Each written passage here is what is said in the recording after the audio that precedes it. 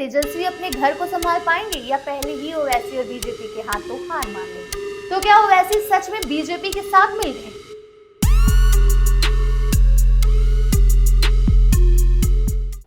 नमस्ते, मैं आमिना और आप देख रहे हैं आपकी खबर राजनीति। आप तैयार हैं एक ऐसे पॉलिटिकल धमाके के लिए जो बिहार की राजनीति को हिला कर रख देगा? 2025 का विधानसभा चुनाव सर पर है और इस बार का खेल किसी पॉलिटिकल थ्रिलर से कम नहीं। एक तरफ है तेजस्वी यादव जो अपने आप को बिहार का नया मसीहा समझते हैं, और दूसरी तरफ असदुद्दीन ओवैसी जो अपने तीसरे मोर्चे के सपने के साथ महागठबंधन के लिए नई मुसीबत बन रहे हैं। क्या तेजस्वी ने ओवैसी के साथ गलत खेल लिया या फिर ये तीसरा मोर्चा बीजेपी के हाथों में खेलने वाला है? यह वीडियो देखिए और सच का पता लगाइए। लाइक करिए, शेयर करिए और चैनल को सब्सक्राइब करिए क्योंकि ये कहानी दिलचस्प होने वाली है। बिहार की राजनीति हमेशा से एक जंग का मैदान रही है, लेकिन 2025 के चुनाव एक नए लेवल का ड्रामा ले रहा है। एक तरफ है नीतीश कुमार का एनडीए जो अपनी कुर्सी बचाने के लिए हर हद पार करने को तैयार है। दूसरी तरफ तेजस्वी यादव का महागठबंधन जो अपने आप को सेक्युलर के नाम पर बेच रहा है। लेकिन क्या ये सच में सेक्युलर है या सिर्फ एक वोट बैंक का खेल?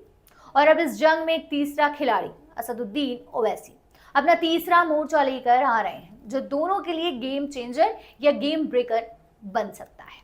तो सवाल ये है, क्या ओवैसी का ये तीसरा मोर्चा बिहार के मुस्लिम वोट बैंक को लूट लेगा या फिर ये बीजेपी के लिए एक छुपा हुआ वरदान है जो महागठबंधन के टुकड़े टुकड़े कर देगा?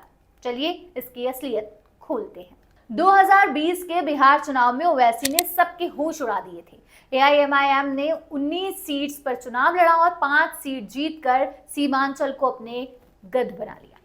लेकिन ये जीत महागठबंधन के गले की हड्डी बन गई क्योंकि मुस्लिम वोट बैंक का बड़ा हिस्सा आरजेडी के हाथों से निकल गया। और फिर क्या, ओवैसी के 4 एमएलए आरजेडी में शामिल हो गए। एक ऐसा झटका जो तेजस्वी के लिए जीत से ज्यादा शर्मिंदगी थी। लेकिन अब ओवैसी ने सबक सीख लिया। उन्होंने कहा अब एक तरफा मोहब्बत नहीं चलेगी। ये सीधा निशाना है तेजस्वी और कांग्रेस पर, जिन्होंने एआईएमआईएम को बीजेपी की बी टीम कहकर बदनाम किया। तो क्या ओवैसी अब बदला लेने के मूड में है या फिर उनका तीसरा मोर्चा सिर्फ एक पॉलिटिकल स्टंट है? आप क्या सोचते हैं? कमेंट में वो भी बताइएगा। ओवैसी का गुस्सा बिल्कुल वाजिब लगता है। उनका कहना है कि महागठबंधन ने उन्हें धोखा दिया, ना मीटिंग में बुलाया, ना सीट शेयरिंग की बात की। एआईएमआईएम के बिहार अध्यक्ष अख्तरुल ईमान ने खुल्लम खुल्ला कहा कि जब तेजस्वी और कांग्रेस ने उन्हें ठोकर मारी तो उन्होंने तीसरा मोर्चा बनाने का फैसला किया, और ये मोर्चा सीमांचल की 24 मुस्लिम बाहुल सीट्स पर एनडीए और महागठबंधन दोनों के लिए सरदर्द बन सकता है। अब ये सवाल उठ रहा है, क्या तेजस्वी ने ओवैसी को इग्नोर करके अपने पैरों पर कुल्हाड़ी मार ली? मुस्लिम वोट बैंक जो आरजेडी का बैकबोन रहा है, अब बंटवारा होने का खतरा है। और अगर ये वोट बैंक टूट गया तो क्या तेजस्वी का सीएम बनने का सपना भी टूट जाएगा? या फिर ये सब बीजेपी का एक बड़ा खेल है जिसमें ओवैसी एक पॉन बन रहे हैं? तेजस्वी के लिए मुसीबतें खत्म होने का नाम नहीं ले रही। एक तरफ ओवैसी का तीसरा मोर्चा उनके वोट बैंक को खत्म करने की तैयारी कर रहा है, तो दूसरी तरफ वोटर लिस्ट का बड़ा खेल चल रहा है। तेजस्वी ने इलेक्शन कमीशन पर इल्जाम लगाया है कि बीजेपी के इशारे पर 35 लाख से ज्यादा वोटर्स के नाम हटाए जा रहे हैं। ये वही वोटर्स हैं जो आरजेडी के कोर वोट बैंक, यादव, मुस्लिम और दलित, ये तीनों वहां से आते हैं। और ये सब कम था तो तेजस्वी के बड़े भाई तेज प्रताप यादव ने भी अपना अलग ड्रामा शुरू कर दिया। महुआ सीट से इंडिपेंडेंट लड़ने की बात कर रहे हैं और आरजेडी के अंदर ही फाइटिंग शुरू हो गई। सवाल ये है, क्या तेजस्वी अपने घर को संभाल पाएंगे या पहले ही ओवैसी और बीजेपी के हाथों हार मान लेंगे? और क्या ये वोटर लिस्ट का खेल बीजेपी का एक बड़ा कॉन्स्पिरेसी है? अब बात करते हैं ओवैसी के तीसरे मोर्चे की। 2020 में एआईएमआईएम ने ग्रांड डेमोक्रेटिक सेक्युलर फ्रंट बनाया था जिसमें मायावती की बीएसपी और उपेंद्र कुशवाहा की आरएलएसपी शामिल थी। लेकिन इस बार का मोर्चा कितना बड़ा होगा, ये अभी बड़ा सवाल है।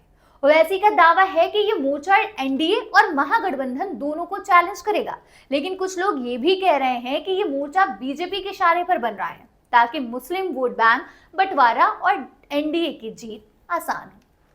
तो क्या ओवैसी सच में बीजेपी के साथ मिल गए हैं या फिर ये एक नई शुरुआत है जो बिहार के मुस्लिम, दलित और पिछड़े वोटर्स को एक नई आवाज देगा?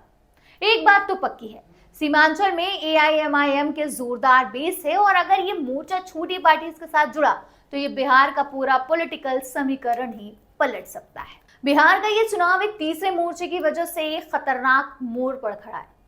नीतीश कुमार और बीजेपी के लिए ये एक सपने जैसा मौका है। मुस्लिम वोट बैंक का बंटवारा महागठबंधन को तबाह कर सकता है, लेकिन क्या तेजस्वी के पास कोई मास्टर प्लान है जो इस खेल को पलट दे, या फिर ओवैसी का तीसरा मोर्चा बिहार के चुनाव का असली किंग मेकर बनेगा? एक और ट्विस्ट, प्रशांत किशोर की जन सूरज पार्टी भी इस चुनाव में अपना जलवा दिखा सकती है। क्या वो ओवैसी के साथ हाथ मिलाएंगे या अलग ही खेल खेलेंगे? ये सब सवाल आपके दिमाग में भी चल रहे होंगे, तो कमेंट सेक्शन में अपनी राय जरूर बताइएगा। क्या तेजस्वी हारेंगे या ओवैसी का तीसरा मोर्चा बीजेपी का खेल बनेगा?